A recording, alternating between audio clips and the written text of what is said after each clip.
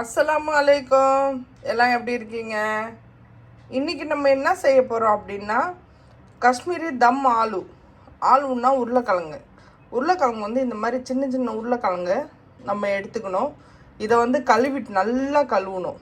கழுவிட்டு இதை வந்து ஒரு சிட்டி குக்கரில் போட்டு ஒரே ஒரு சிட்டி மட்டும் விட்டுட்டு இதை நம்ம எடுத்துக்கலாம்.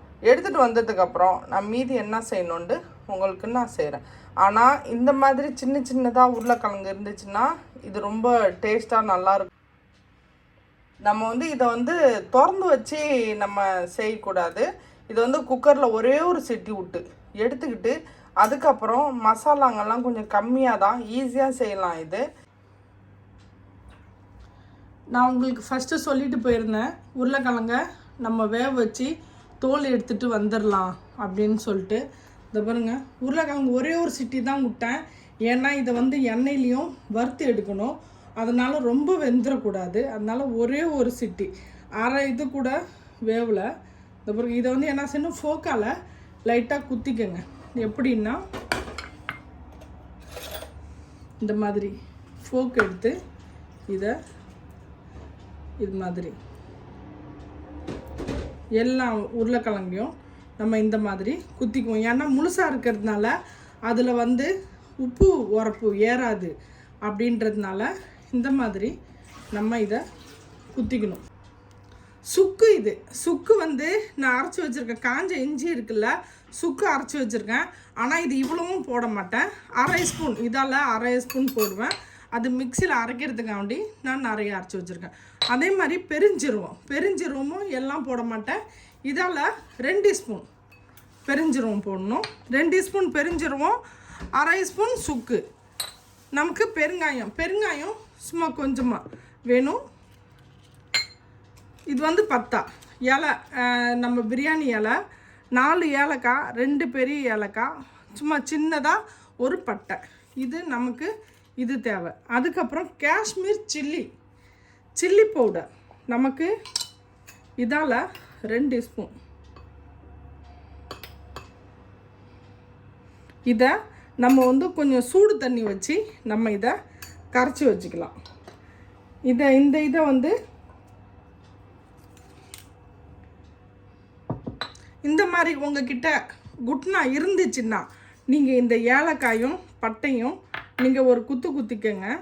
அப்படி இல்லை உங்களுக்கு இது கிடைக்கல அப்படின்னா நம்ம அம்மிக்கல்லால் ஒன்று குத்தி எடுத்துக்கலாம். இது நிறையாலாம் வேண்டாம், சும்மா உடையிற அளவுக்கு நம்ம இதை குத்தி எடுத்துக்கணும்.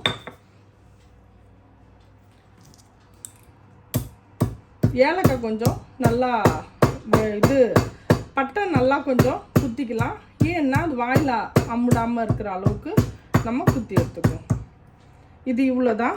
இதை இந்த மாதிரி குத்தி வச்சுக்குவோம். தயிரை நல்லா இந்த மாதிரி அடித்து நம்ம வச்சுக்கலாம், 2 ஸ்பூனை. இவ்வளோ தான் இதுக்கு தேவையானது. இந்த உருளைக்கிழங்குக்கு தம் ஆலுக்கு தேவையானது இவ்வளோ தான். நம்ம இப்போ இந்த உருளைக்கிழங்க வறுக்கிறதுக்கு வச்சுக்கலாம். வறுத்து எடுத்துருவோம் ஃபஸ்ட்டு. அதை வறுத்துட்டே இருக்கும் போதே நம்ம இதையும் இந்த அடுப்பில் செஞ்சிட்ருக்கலாம். ஏன்னா உருளைக்கிழங்க வறுத்ததோடையே சுட இதில் நம்ம போட்டு தம் பண்ணணும். அதுக்காண்டி அதையும் ஒரு பக்கம் பார்த்துக்கலாம், இதையும் ஒரு பக்கம் நம்ம பார்த்துக்குவோம்.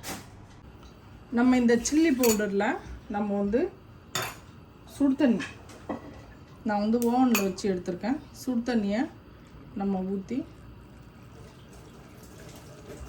1/2 கப் தண்ணி, எண்ணெய் சூடாகிடுச்சு. நம்ம வந்து உருளைக்கிழங்க அதில் போடலாம். நான் எல்லா உருளைக்கிழங்கையும் நான் வந்து ஃபோக்கால் குத்திட்டேன். நம்ம இது எல்லாமே வராது இந்த கடாயில், அதனால் நம்ம கொஞ்சம் கொஞ்சமாக போட்டு வறுத்து எடுத்துக்கணும். நான் அது இன்னும் இதில் மசாலா நான் செய்யலை, ஏன்னா மசாலா சீக்கிரமாக ஆகிடும்.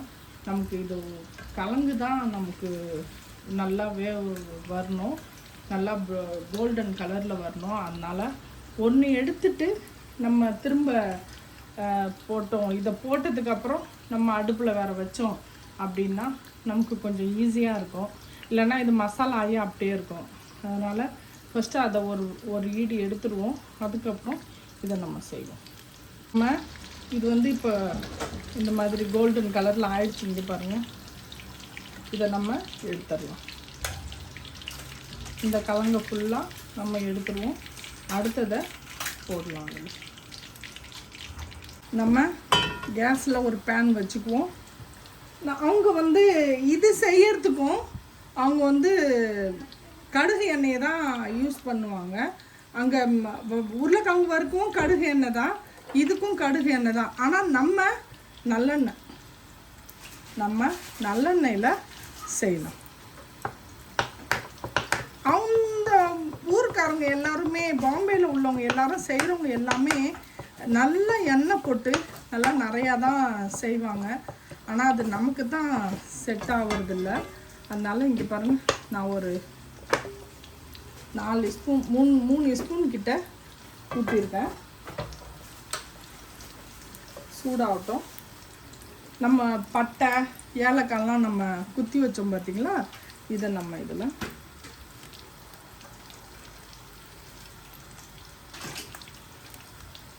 அதை போட்டுடலாம்.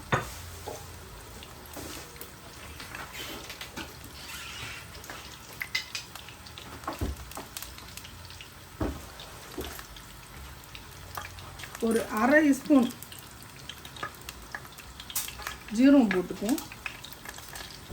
நமக்கு வந்து நல்லெண்ணெய் சாப்பிட பிடிக்கும். அதனால் நம்ம இதில் போட்டுக்குவோம். பிரியாணி இலை நான் வந்து சின்னதாக இருக்குன்ட்டு நான் 4 போட்டிருக்கேன். நீங்கள் வந்து எவ்வளோ வேணுமோ அவ்வளோ போட்டுக்கலாம்.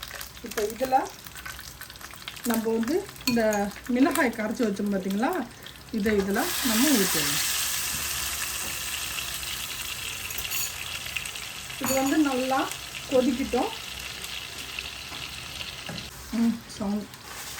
நம்ம இதை மூடி வச்சோம்.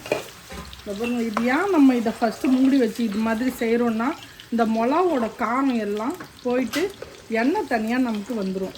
இன்னும் கொஞ்சம் நேரம் நம்ம இதை இதை கொதிக்க வச்சாக்கா ஃபுல்லாக அந்த மிளகா காரம் போயிடும். அதுக்குள்ளே உருளைக்கிழங்கும் வெந்துடும். இப்போ நம்ம மூடி எடுத்து இங்கே பாருங்கள், எண்ணெய் எல்லாம் எப்படி வந்துடுச்சு பாருங்கள். இப்போ நம்ம இந்த பெருங்காயத்தூள் இதில் போட்டுடலாம். சுக்கு நான் இது காமிச்சது வந்து உங்களுக்கு பெருசு. இதில் பாருங்க, இதில் நம்ம ஒரு ஸ்பூன் சேர்த்துக்கலாம். இதால் நம்ம 2 ஸ்பூன் பெருஞ்சீரகம் பவுடர் நம்ம இதை சேர்த்து கொஞ்சம் மிக்ஸ் பண்ணிக்கலாம். இதுதான் இதுக்குள்ள மசாலா. காஷ்மீர் தம் ஆலு இப்படி தான் செய்வாங்க. நம்ம இந்த தயிரை இதில் ஆட் பண்ணிடுவோம். தயிர் பண்ணும்போது கொஞ்சம் ஸ்லோ பண்ணிவிட்டு கேஸை விட்டு கொஞ்சம் நோக்கிடுவோம். ஏன்னா தயிர் வந்து உடஞ்சிரும். அதனால் நம்ம தயிரை கொஞ்சம் சூடு போனோன்னா வெளியே வச்சு நம்ம ஊற்றிட்டு திரும்ப வச்சுக்கலாம். கேஸை கொஞ்சம் நம்ம ஸ்லோவாகவே வச்சுக்கலாம். இந்த கட்டத்தில் உங்களுக்கு தண்ணி வேணும்னா கொஞ்சமாக ஊற்றிக்கங்க. 2வது உப்பு போட்டுக்கங்க. இதில் நான் உருளைக்கிழங்குலையும் உப்பு போடல, இப்போ இந்த மசாலாலையும் உப்பு போடல. இப்போ எல்லாத்துக்கும் சேர்த்து நான் இதில் உப்பு போடுறேன். இப்போ இந்த உருளைக்கிழங்கு இதில் வேவறதுல தான் நமக்கு இருக்குது. நான் இதில் கொஞ்சம் தண்ணி சேர்த்துக்கிறேன்.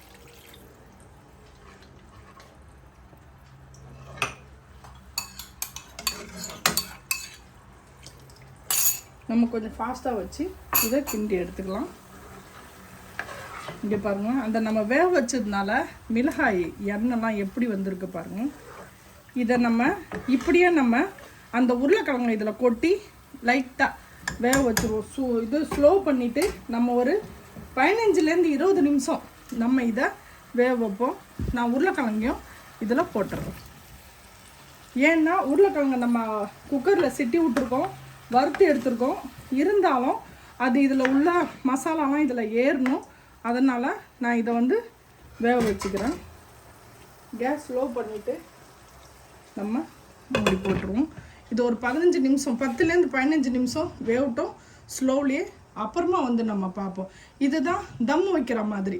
இதுக்கு பேர் தான் தம் ஆலு. இங்கே பாருங்கள், மசாலா வேணும் அப்படின்னா நீங்கள் வந்து அந்த மிளகாய் தூளில் இன்னும் கொஞ்சம் தண்ணி போட்டு நல்லா வேக வைக்கணும். நான் வந்து எனக்கு மசாலா வேணாம், எனக்கு வந்து இப்படியே இருக்கணும் அப்படின்றதுனால நான் இந்த மாதிரி பண்ணியிருக்கேன். எவ்வளோ செம்மையாக இருக்குது பாருங்கள். இது வந்து எவ்வளோ நல்லா வெந்து இருக்குது பாருங்கள். கலங்க பாருங்கள் எப்படி இருக்குது பார்த்தீங்களா? செம்மையாக நம்ம வந்து காஷ்மீர் தம் ஆலு செஞ்சிட்டோம். இங்கே பாருங்கள், நம்ம இதில் வந்து மசாலா வந்து ரொம்ப கம்மியாக இருக்கும். நான் வந்து மசாலா வேணாம் அப்படின்றதுனால தான் நான் இந்த மாதிரி செஞ்சுருக்கேன். இங்கே பாருங்கள், இது வந்து நம்ம அந்த ஊற்றணும்ல எண்ணெய், அந்த எண்ணெய் வந்து இது மாதிரி தான் வரும். ஏன் அப்படின்னா நம்ம வந்து இதில் வெங்காயம் தக்காளி எதுவுமே மசாலா ஐட்டம் எதுவுமே இல்லை. இது மாதிரி தான் இது இருக்கும். இங்கே பாருங்கள் எவ்வளோ செம்மையாக தம் ஆலு ஈஸியாக குயிக்காக செஞ்சாச்சு. உங்களுக்கு இது பிடிச்சிருந்துச்சுன்னா நம்ம குயிக் குக்கிங் சேனலுக்கு லைக் பண்ணுங்கள், ஷேர் பண்ணுங்கள், கமெண்ட் பண்ணுங்கள், மறக்காமல் பெல் பட்டன் கிளிக் பண்ணுங்கள். இன்ஷா அல்லாஹ் நான் இன்னொரு வீடியோட வந்து சந்திக்கிறேன். பாய்.